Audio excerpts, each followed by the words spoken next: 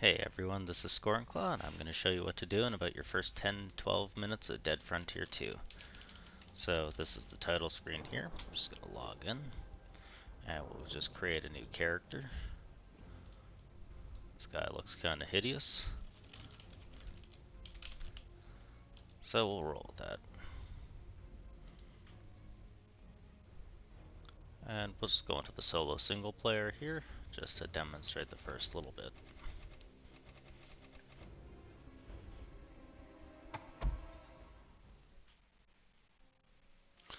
Alright, so the first thing I like to do is go to the notice board and start all the missions. We probably won't get to them in the first 10 minutes because we're going to go and do Chief Bank's quest first. The first thing he wants is to use our 2x4 to start killing about 5 of the undead out here on the street. So the Dalbo Police Department is a safe zone. You can't be harmed there, so you'll always be safe there.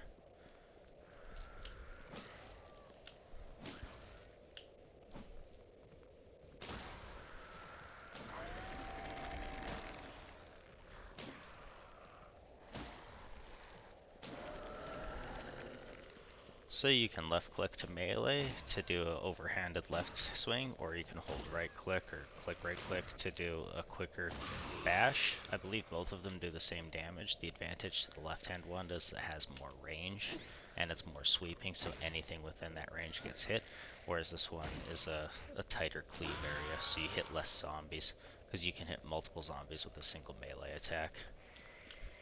You can also dodge by pressing the space bar, so if you miss an attack and one goes to bite, you can press space. And you can also kick by holding Alt and then left clicking.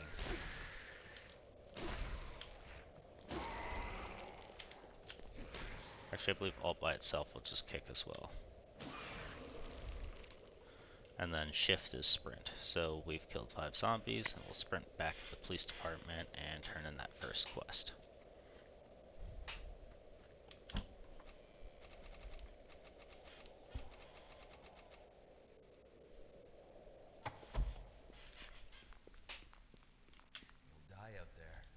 So the next thing he wants us to do is loot 5 items. And it looks like we've leveled up. Congratulations, we've leveled up. Press tab and learn a skill. So in the bottom here, we can learn new skills. I always recommend taking Fast Learner off the start. It'll give you 10% increased experience gain per level, and these skills will all cap at level 5. And then I like taking Looter because it increases the search speed as well as your chance of finding rare items.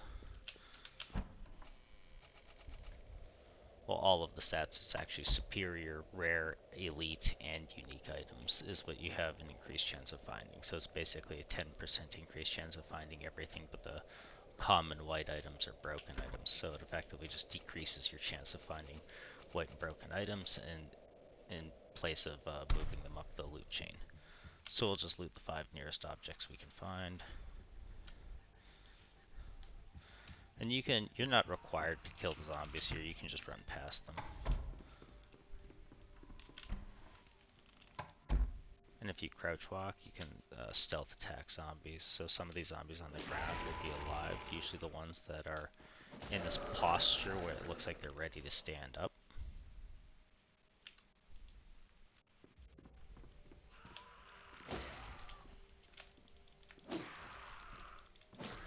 If they're ever laying on their back, you know that they're dead.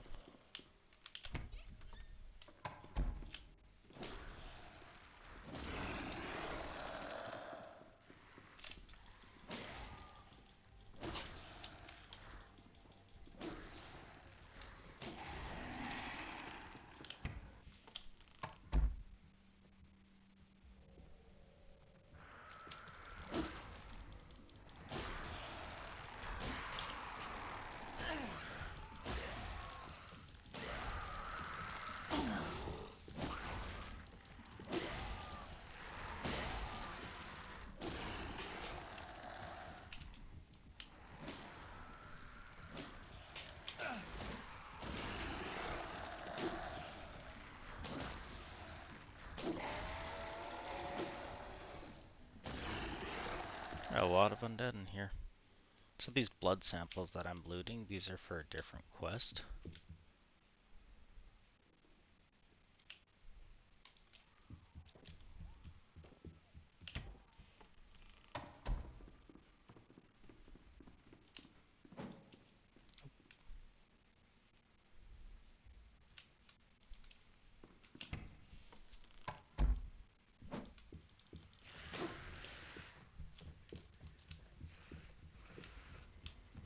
There's nothing to even loot in this room.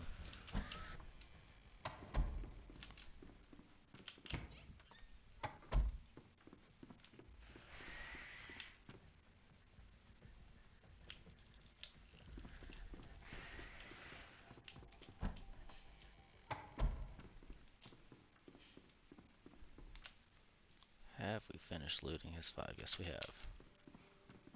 Alright, let's get out of here. Oh.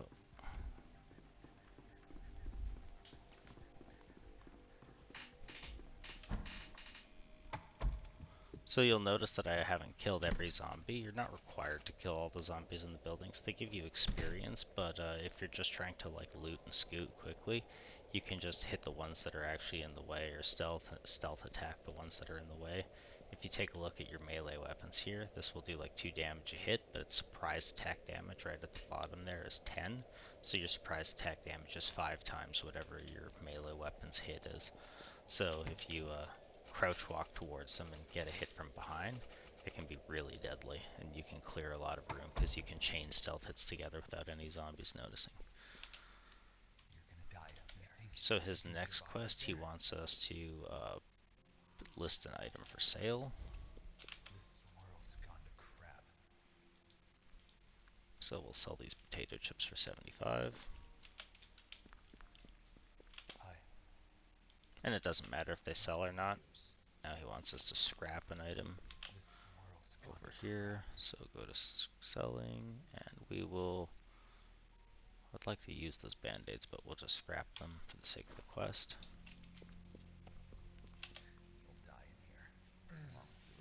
He gave us some money XP. Now he wants us to buy a Redfield Satori shotgun. So I'll just buy whatever the cheapest one is.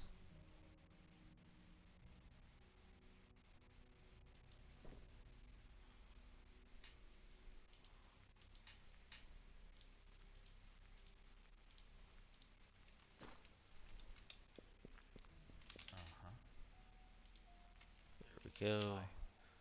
And now he wants us to equip the shotgun that we just bought. What's the use? Help will come, right? And now he wants us to kill an infected boss with it.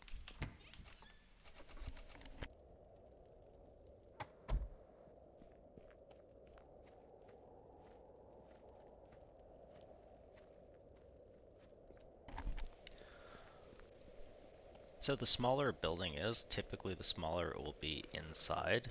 The LLCs, hospitals, incorporated, any type of business or hotel or is usually a larger building. Residences tend to be a smaller building. If you see that it's a single story store, like a mom and pop shop type place, those will also be smaller, and you'll be faster to find the boss. So in most residences, the boss is typically on the 2nd floor, but that's not always the case. But let's just check this out. Okay, yeah, so the boss room is here on the 2nd floor. Oh, looks like I don't have a melee item equipped, that's fine. So we'll just go pistol shotgun then.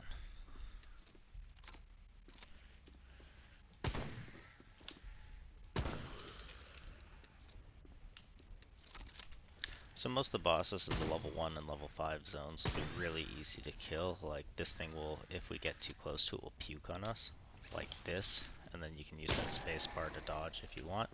And if you hear that squelching sound, this is the worm that chases after you. And these things will hit for about 9 per hit. So their bodies will move after they die. If they're not making noise, it means they're dead. Usually they only take 1 shot. In higher levels, they might take more than 1 shot to kill those worms. Oh sweet, we got an elite 2x4 to replace our damaged one.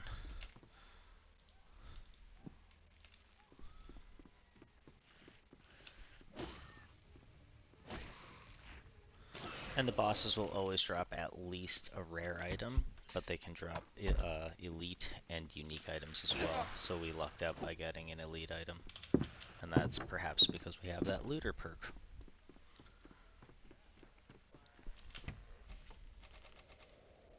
So we'll go back to Dalbo and hand that quest in.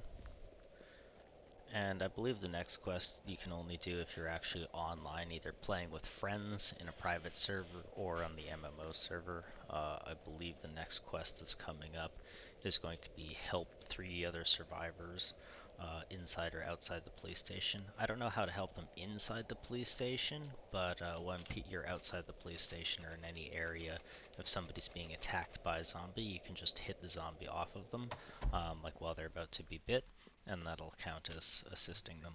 Use. How long can this So go yes, on? next quest here, he'll give us a grave digger, which is an elite melee weapon, I believe. Hey, Let's just search grave.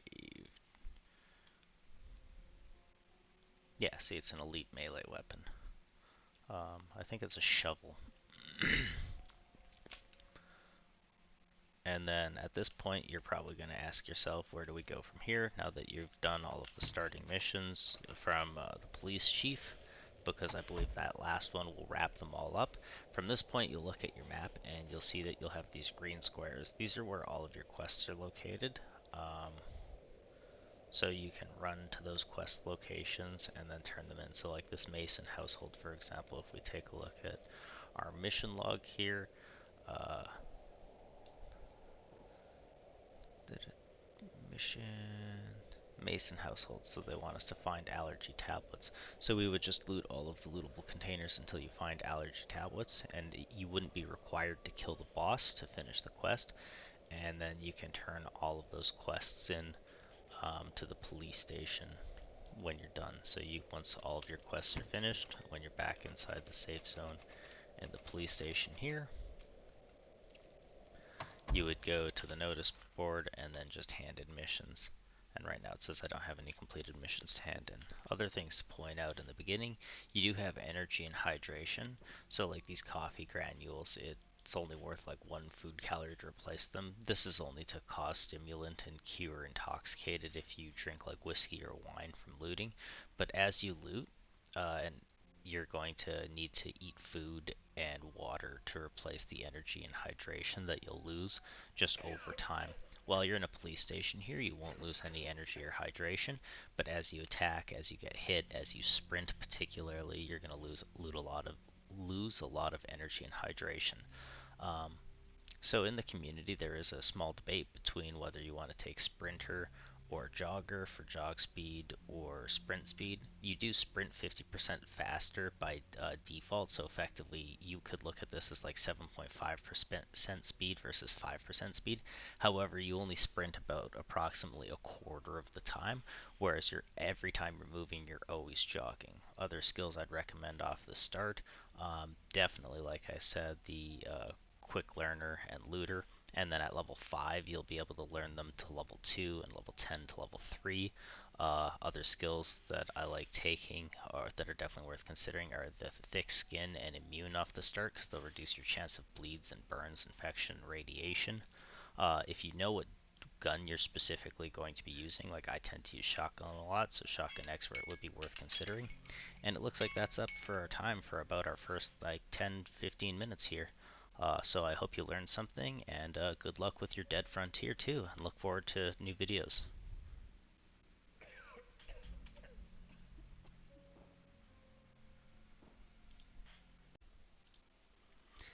Hey guys, hope you enjoyed that first video there. This is Score Claw.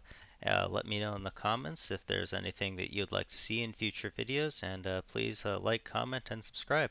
And other than that, hope you guys have a good one.